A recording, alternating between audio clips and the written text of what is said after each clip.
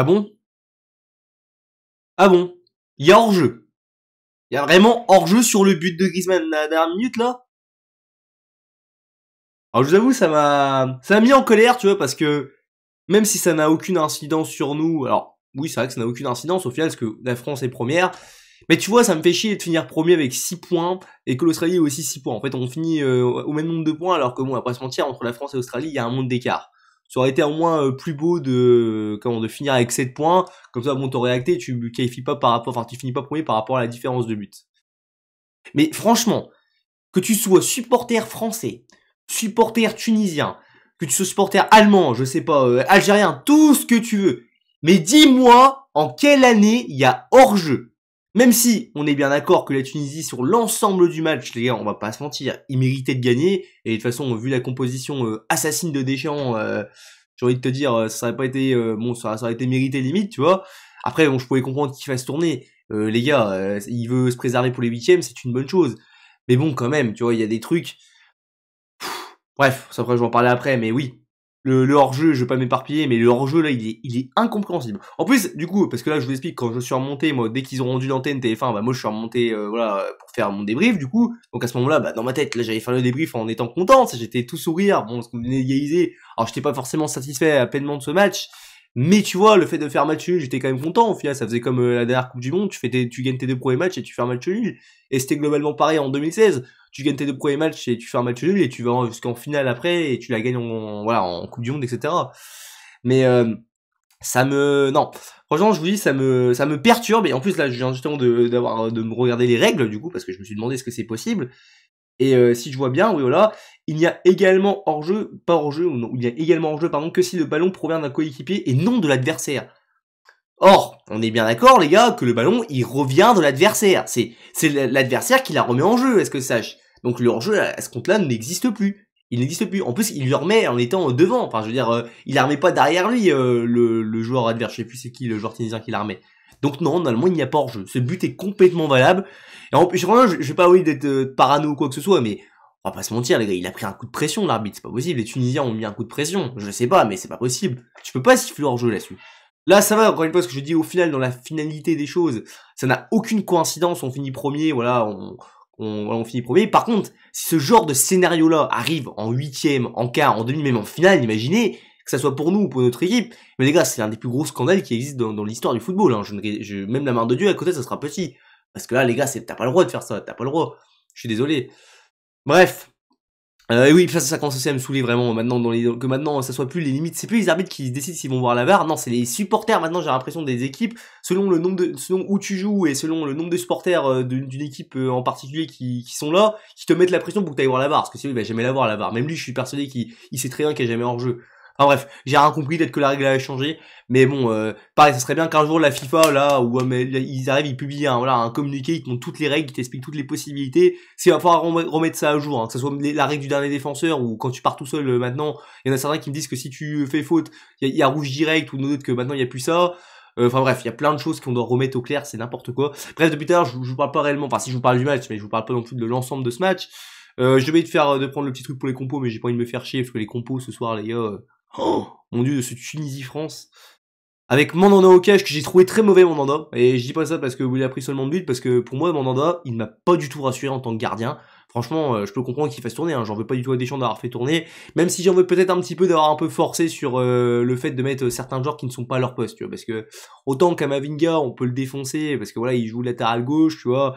Alors que de base, c'est un milieu de terrain, mais encore, je trouve qu'il s'en est quand même plutôt bien sorti, même s'il a pris un petit point à un moment donné qui était assez sale. T'as aussi, bon, Guendouzi. Alors, Guendouzi, non, je veux pas te défendre parce que tu vois, Guendouzi, même si t'as joué ailier droit et qu'on sait que c'est pas ton poste, le nombre de mauvaises passes que tu as faites, mais mon dieu, mais une catastrophe, il joue jamais vers l'avant, et en plus de ça, Guendouzi, putain, oh, t'es un chien, moi je t'ai défendu, j'ai défendu Guendouzi, pourtant je déteste ce joueur, hein, je le déteste, mais au plus profond de l'âme, mais je l'ai défendu parce que, moi je me suis dit, tiens, tu vois, Guendouzi, c'est un joueur qui a de la grinta, etc., mais ce soir, complètement invisible, dans les duels, il s'est fait complètement bouffer, Guendouzi, transparent. Bon, du coup je disais la compo, alors du coup latéral gauche il a mis Kamavinga, voilà, alors c'est vrai que c'est un match avec beaucoup de fantaisie, hein. La défense centrale, bon ça va encore, Varane, Konaté, et encore j'ai pas compris pourquoi il a pas fait jouer Saliba à la place de Varane, je trouve que ça aurait été plus logique, personnellement, mais bon ça c'est autre chose. Axel Disasi à droite, pareil, pourquoi il a pas fait jouer Pavard, je comprends pas trop, parce que mon Pavard, je pense pas qu'il soit dans la tête de Deschamps actuellement de retour dans le 11 titulaire.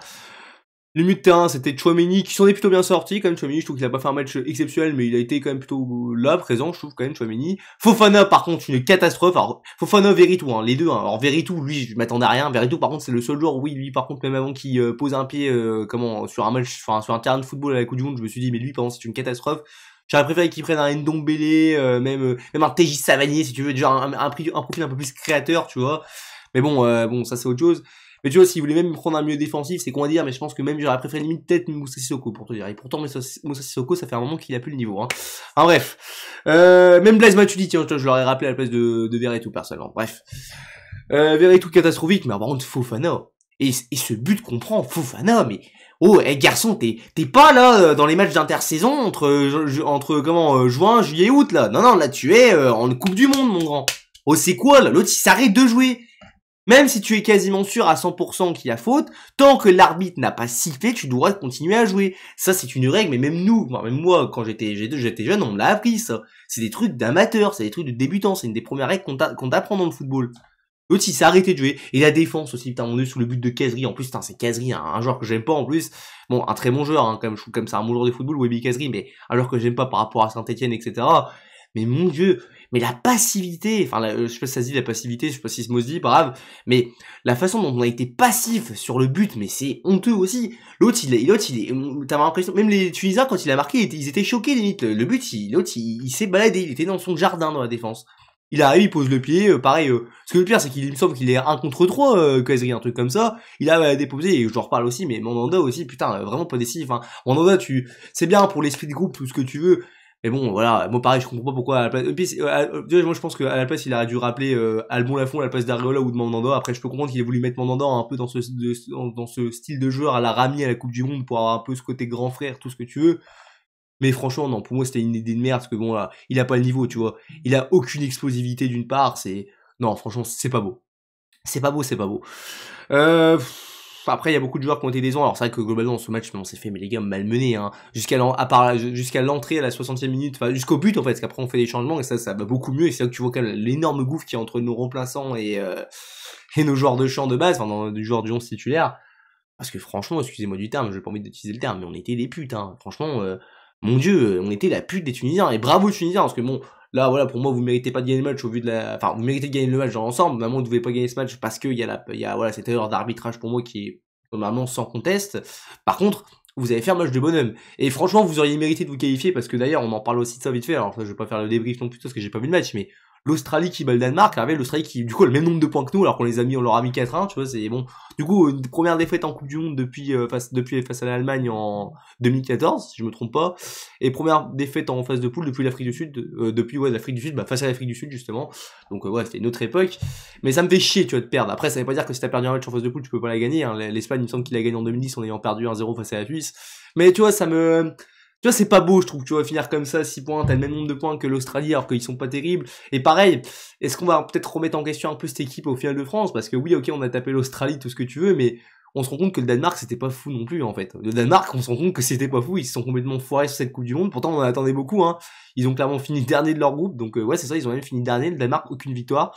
Donc ouais, à partir des 8e, les gars, hein, une nouvelle compétition commence. Je le dis souvent, c'est comme la Ligue des Champions, hein. Tu peux être très bon en phase de poule, tout exposé, mais à partir des 8e, c'est une autre histoire. Là, faut rentrer dedans. Alors, je m'inquiète quand même pas non plus, et ça dépend qui tu vas taper déjà. Est-ce que tu joues l'Argentine ou la Pologne? Parce que si tu joues l'Argentine, par contre, je vais pas te mentir, ça peut poser des problématiques. Même la Pologne, je vais te dire, en fait, je ne sous-estime aucune équipe à partir des 8e, parce que bon, on a vu ce qui s'est passé avec la Suisse. Mais, bon. Donc là, il va falloir vraiment élever son niveau de jeu. Même là, ce qu'on a montré en phase de poule, il y a certains aspects du jeu, notamment défensifs, qu'on a pris un but à chaque match, avec certes, bon, voilà, on sait que sur des matchs c'est un peu différent, parce que c'est pas la même défense, mais défensivement, il va falloir être beaucoup plus solide, parce que là, tu peux t'en prendre des buts à ces nations qui seront beaucoup plus aguerris offensivement, et ça peut faire mal. Parce que là, franchement, je parle beaucoup, excusez-moi, mais je ne sais pas comment après, là c'est compliqué de donner un débrief, de dire ce qui va se passer, parce qu'on ne sait pas qui on joue, on le saura que à 22h ce soir. Donc ouais. Mais ouais, assez déçu quand même globalement ouais, de ce match, même très déçu. Même si je comprends hein, qu'il ait fait ça, c'est compréhensif pour moi, après voilà, mais il faut que ça paye, ça porte fruit derrière, quoi. Si on a fait ça pour qu'au final notre équipe se fasse exploser et qu'on soit complètement dominé, ce match-là, je l'aurais encore plus en travers de la gorge, tu vois. Après, tu me diras, bon, on évite quand même la malédiction de la Coupe du Monde. Maintenant, s'il vous plaît, que ce soit l'Argentine et la Pologne, il faudra faire un match de Bologne, ou même le Mexique, hein. C'est aussi possible que ce soit le Mexique, j'oublie le Mexique, mais c'est aussi possible que ce soit le Mexique. Mais bon, il faudra faire un match de Bologne, ça peut même être l'Arabie Saoudite d'ailleurs, ça peut être tout le monde, en fait, tout est encore jouable dans le groupe D, je crois que c'est ça. On verra bien. Bref. Les tops et les flops, alors bon, les tops, les entrants, oui, parce que pareil, il faut en parler, je vais te parler des changements, mais oui, vite fait, les changements qui ont tout changé, hein, l'entrée de Mbappé, Griezmann, Dembélé aussi, monstrueux, si j'ai même aimé Dembélé, même Rabiot, hein, Rabiot, en fait, je le critiquais, mais en fait, Rabiot, je me rends compte qu'il a un maître, il a un niveau, mais clairement au-dessus, entre même Guendouzi, Verretou, même voir Fofana, parce que même Fofana, ce soir, il s'est chié dessus, hein.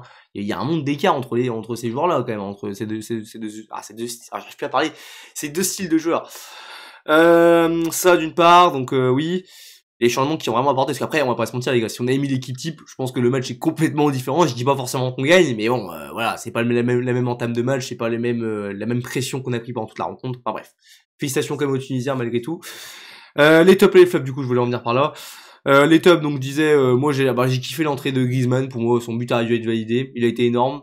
Il a apporté danger. J'ai envie de dire en fait tous les rentrants, et je veux dire de toute façon je regardais tous les rentrants et je mettrais Chouameni. C'est vraiment les seuls entre guillemets que je mettrais top. Après t'as quand même Aminga bon qui s'est quand même bien démerdé au poste, mais bon le problème c'est qu'il fait pas non plus un bon match pour ma part. Mais sinon voilà, il y a que je mettrais en top. En flop je pourrais mettre le reste de l'équipe, mais franchement j'ai envie d'appuyer le point sur Steve Mandanda que j'ai vraiment pas du tout aimé. Mandanda franchement il manque d'explosivité, tu sens qu'il est plus décisif. Hein. Franchement il arrête plus rien. Et les ballons même des fois il y a des moments des ballons entre guillemets faciles. Je sais pas ce qu'il fait en première page, il la dégage alors qu'il a l'argent, la capacité de la capter. Je veux dire, c'est pas normal, tu te mets en danger, tu n'es pas rassurant pour ta défense. J'ai envie de mettre aussi en énorme fleuve, je vais te mettre, Fofana. Fofana pour moi qui est au final alors, après on pourrait mettre toute la défense derrière, mais Fofana qui est à l'origine vraiment pour du premier but, hein, qui ne se bat pas, qui, tu vois, voilà, et qui est complètement passif. J'ai envie de mettre aussi Guendouzi Verretou, parce que bon, voilà, les Marseillais on vous aime bien, hein, mais bon, à un moment donné, c'est vrai que bizarrement quand Marseille joue, on perd tout le temps, alors que c'est sûr que bien sûr, il y a le fait qu'ils jouent pas à leur poste, que Guendouzi joue pas à son poste, mais même dans l'envie, je l'ai pas trouvé impressionnant, Guendouzi. Enfin bref.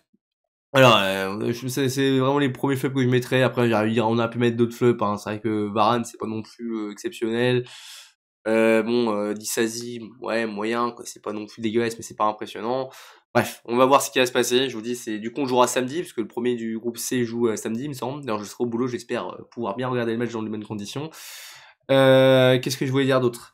Donc ouais, match huitième de finale donc je sais pas contre qui on jouera, mais on verra bien, ça sera samedi à 20h. On espère une qualification de l'équipe de France, un très bon match, et on espère que cette défaite-là ne va pas mettre un coup au moral. Je l'espère pas, je pense pas non plus. Je pense quand même que les mecs ont quand même conscience que là ils étaient pas à fond. De toute façon, t'as vu très bien que quand les véritables joueurs du 11 titulaire sont rentrés, c'était un autre match.